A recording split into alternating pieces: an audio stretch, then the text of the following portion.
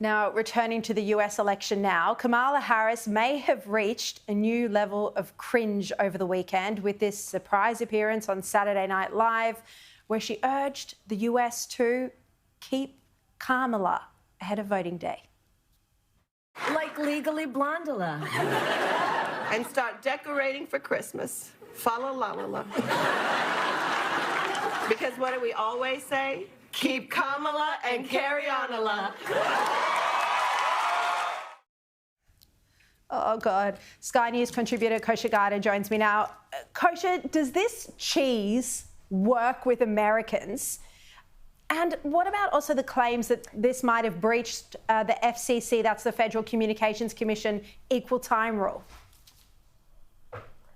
Yes, it's kind of, for Team Trump, I think the gift that keeps giving because there's all those angles to it. I don't think the cheese works, if it's done in good dosages where the person is a serious candidate and is taken very seriously and then kind of lets loose in these formats and does a little bit of comedy on SNL, it could work, and it has worked in the past. But in her case, her biggest problem that she's been struggling with, or one of them, is she's not taken seriously as somebody who really has a handle on issues or has strong positions substantively anyway. And then when you keep leaning into sort of the comedy and the style piece of it when there isn't the substance backing it up, I don't think it actually works as a campaign matter for her. And then the second point is it did land NBC in hot water, as you mentioned, because they're one of the 4 free-to-air broadcast networks in the US, and there are FCC rules that say if you give time to one candidate so close to the election, you have to give it to the other. And I think there was some breaking news that they are going to be forced to give 90 seconds to Team Trump to run an ad in the middle of Sunday Night Football, which may have just happened, or maybe it's Monday Night Football. He's going to be doing that to equate that so that they get out of the hot, wet water that they put themselves in. Now, Joe Biden is continuing his kind of weird moments. I mean, first he called half of Americans garbage. He then was biting babies, and now this.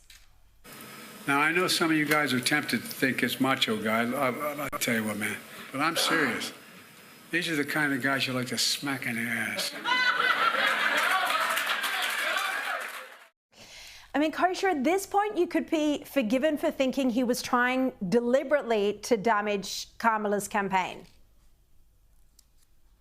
That is a theory that seems to keep getting some traction, certainly on social media. People think that. Who knows if that's true?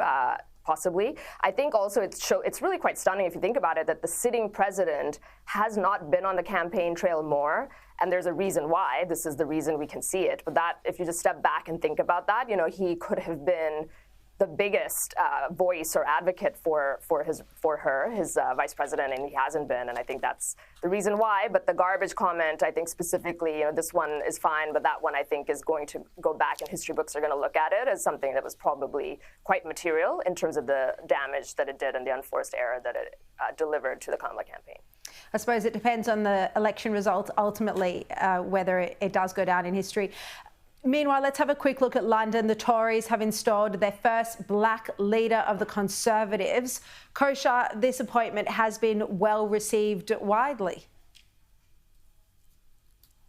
Yes, it has been. I think, the big picture for the Tories, though, is they still are navigating a pretty fundamental identity crisis and brand crisis, if you just look at the gains that they had in 2019 and then the shellacking that they took in the last election.